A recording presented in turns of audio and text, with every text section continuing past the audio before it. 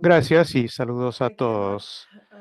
No puedo empezar con otra cosa, sino con el peligro increíble y creciente de una nueva guerra en el Oriente Medio. Quizás no ocurra, pero también podría ocurrir en los próximos 2 que 3 días y hay una fuerza significativa de unos 40.000 norteamericanos que están en la región con un portaaviones que ya está ahí, 2 están en camino, 2 más, y el preludio a esta situación, naturalmente, fueron estas manifestaciones que se realizaron eh, para fines de años, donde ahora los medios occidentales y los políticos de Occidente acusando a el gobierno de iraní que habían matado a unas 30.000 personas y pusieron a la Guardia Revolucionaria en la lista del terrorismo. Esto también lo hizo la Unión Europea. Hay que decir que el gobierno de Irán emitió declaraciones negando de manera enfática las versiones occidentales de estos acontecimientos, diciendo básicamente que reconocen que la preocupación y las quejas de los manifestantes a fines de año eran cuestiones legítimas y que habían empezado a hablar con ellos y prometerles que iban a tratar de remediar la situación porque se debía a la inflación alta, al efecto de las sanciones que naturalmente han dañado a la economía de Irán enormemente. Estas sanciones deberían haber sido eliminados para octubre del año pasado porque para esas fechas la resolución 2231 había vencido y se tendrían que haber levantado las sanciones. Sin embargo, esto no ocurrió. Luego, naturalmente, hubo manifestaciones grandes y según el informe del gobierno de Irán, el apoyo de gobiernos occidentales para terrorismo tipo Estado Islámico en contra de hospitales, escuelas, eh, jardines de niños, centros comerciales, se hizo un tremendo daño y dicen ellos que en ese contexto mucha gente desafortunadamente murió, pero ellos insisten que estos fueron ataques violentos instigados de Occidente y hablan en particular de una declaración en X del Pompeo, el exsecretario de Estado, donde él dijo, eh, felicidades a los manifestantes y, y que cada uno tiene un agente de la Mossad a su lado. El gobierno de Irán también dijo que, aunque los medios de Israel habían informado sobre el apoyo de la Mossad y de Israel a los manifestantes dentro de Irán. Entonces, lo que debería haber ocurrido cuando hay un incidente trágico así, debería haber habido una investigación internacional, diplomacia, aclarar las cosas, pero no amenazas militares y presencia de tropas que según Trump es tan grande o más grande que lo que desplegaron en contra de Venezuela. El vicepresidente Vance dice que hay muchas opciones que tenemos sobre la mesa y básicamente hay una conmoción total en la región donde todos los países vecinos o la mayoría le están insistiendo a Estados Unidos que no utilicen fuerza.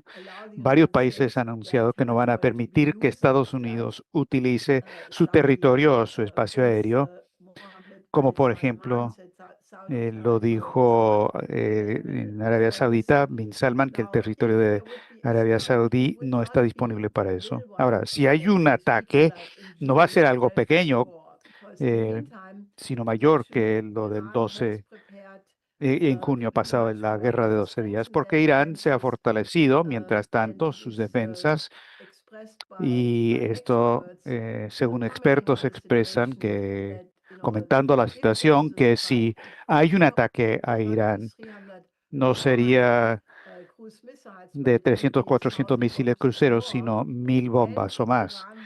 E Irán ya anunció que tiene el dedo sobre el gatillo y si hay cualquier ataque van a responder de manera masiva y obviamente esto podría causar gran daño en Israel, que obviamente están tomando en consideración. Ahora, si esto llega a ocurrir, es muy claro que Irán no solamente está dispuesto a atacar a Israel y bases estadounidenses en la región, sino naturalmente también han dicho que van a cerrar el estrecho de Hormuz y de esa manera negar acceso al petróleo que pasa por ahí diariamente de millones de barriles de petróleo. Y eso podría causar un caos en los mercados del petróleo y llevar a la economía mundial a una situación de frenarlo gravemente. Y con la situación tan volátil que existe, con la fuga del dólar que está ocurriendo, la gente se está saliendo del dólar, el centro financiero occidental está sentado encima de una bomba de la deuda de más de 2.000 billones de dólares de instrumentos financieros. Esto podría provocar el desplome del sistema financiero de la manera que lo hemos advertido desde hace mucho tiempo. Ahora, si esto llega a ocurrir, podría desatar una catástrofe en el mundo. Si el objetivo es cambio de régimen, las sanciones estaban dirigidas a causar un cambio de régimen. Esto no funcionó. Los informes de gente que ha viajado por Irán dicen que la población eh, está respaldando al gobierno porque se dan cuenta que la desestabilización viene del extranjero. Pero si llega a ocurrir un ataque de este tipo, va a haber caos y un país de 93 millones de habitantes podría volverse una región de gran inestabilidad, refugiados, caos y mm, tenemos que advertir de la manera más firme, hacer un llamado al movimiento de paz en todo el mundo que eh, actúen sobre esta causa de inmediato porque es un peligro inmediato. Esto ocurre en el contexto de una situación estratégica muy tensa donde correctamente la Organización de Científicos Atómicos han adelantado el reloj de por 5 segundos, acercándonos al peligro de una guerra termonuclear. Y esto porque estamos a unos días de que venza el último acuerdo de armas nucleares, el New START. Después de eso, no va a haber ninguna estructura para control de armas de ningún tipo. Y claramente esto es también un peligro extremo y obviamente en el contexto de una nueva carrera armamentista, la carrera armamentista en cuanto a armas nucleares es la más peligrosa, porque como si no hubiera ya armas nucleares suficientes para matar a la población humana 20 veces y más, si es que se llega a eso. Ahora, obviamente la situación estratégica en general es una de turbulencia o de una ruptura, como dijo el primer ministro Mark Carney en Davos, porque por un lado tenemos las dos doctrinas de seguridad de Estados Unidos, la doctrina de estrategia nacional y la de defensa nacional. Y si uno lee estos dos documentos con cuidado, es muy claro que no hay cambio en la demanda de Estados Unidos de mantener su hegemonía.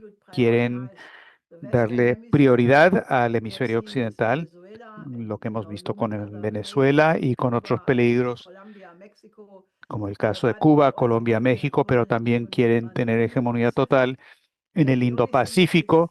Y lo único que ha cambiado es que los europeos ahora están pensando que no pueden realmente depender de la presencia nuclear de Estados Unidos o la presencia de Estados Unidos para su defensa. Y bueno, ahora hay una situación donde el despliegue militar en Estados Unidos de esa región agrava el peligro. Lo único que ha cambiado es que toda la fachada, toda la burbuja que existía en las últimas doctrinas estratégicas sobre democracia, sobre derechos humanos, intervención humanitarias, esa mascarilla ha caído y ahora estamos hablando del poder y que solamente el poder vale.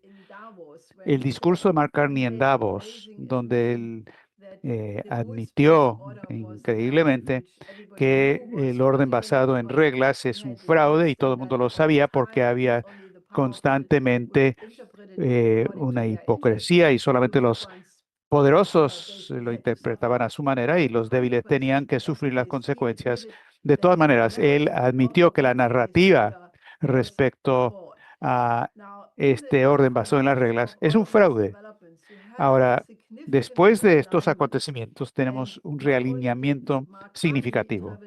No solamente viajó a China Mark Carney y para llegar a un acuerdo significativo con China, que enojó al presidente Trump de manera significativa, pero también Starmer, el primer ministro de Inglaterra, de Reino Unido, fue también a China con una delegación grande, con 56 empresarios importantes, y también llegaron a acuerdos sobre cómo profundizar la cooperación entre Bretaña y China. Lo que esto significa claramente es un fin del pretexto de reducir los riesgos, donde los europeos habían dicho que quizás desacoplarnos de China es demasiado, pero reduzcamos mejor el riesgo. Eso ya se acabó.